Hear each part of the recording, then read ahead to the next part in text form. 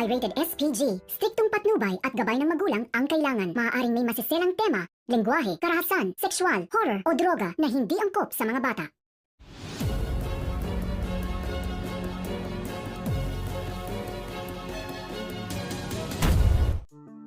Tila walang katapusan at humpay ang mga kalaban ngayon ng mga panganiban.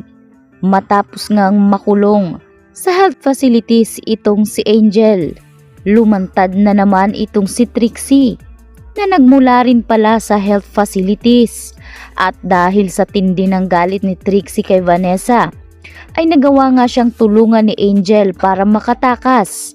Kaya naman naunahan na ni Trixie ang mga panganiban sa rest house na kanilang pupuntahan. Dito pa kasi sinubukan ni Madam Sylvia na mag-chat sa GC. Kaya agad namang nabasa ito ni Trixie na sa mga oras na iyon ay active din sa naturang GC. Kaya naman hindi pa nga nakakarating ang mga panganiban sa naturang rest house ay nauna na itong si Trixie na magplano ng lahat. Doon nga nanatili si Trixie sa attic na kung saan hindi nga pwedeng buksan ang naturang pintuan.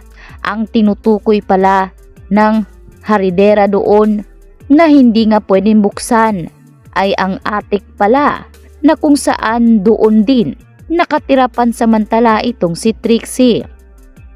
Kaya naisakatuparan nga ni Trixie ang kanyang plano.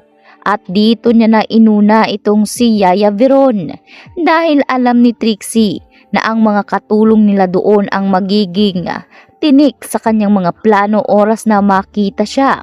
Kaya hindi na nga nag-aksaya pa ng oras itong si Trixie at doon sinunggaban niya na si Yaya Veron.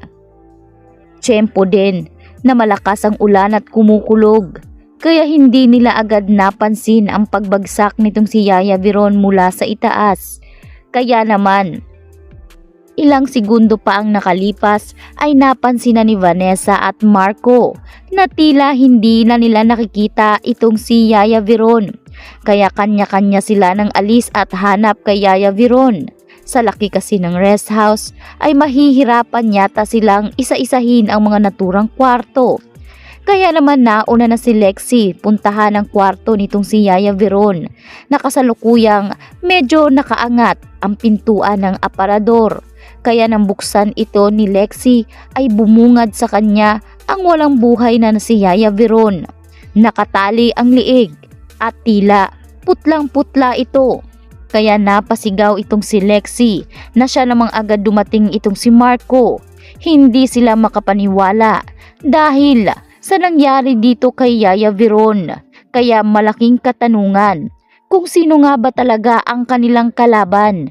Dahil kung sinabi nga nitong si Inspector Vergara na naroroon lang si Angel sa health facilities, ay sino na naman ang taong nagbabalak na naman sa buhay nila. Kaya dito pa iimbestigahan na naman ni Marco at Vanessa ang naturang krimen.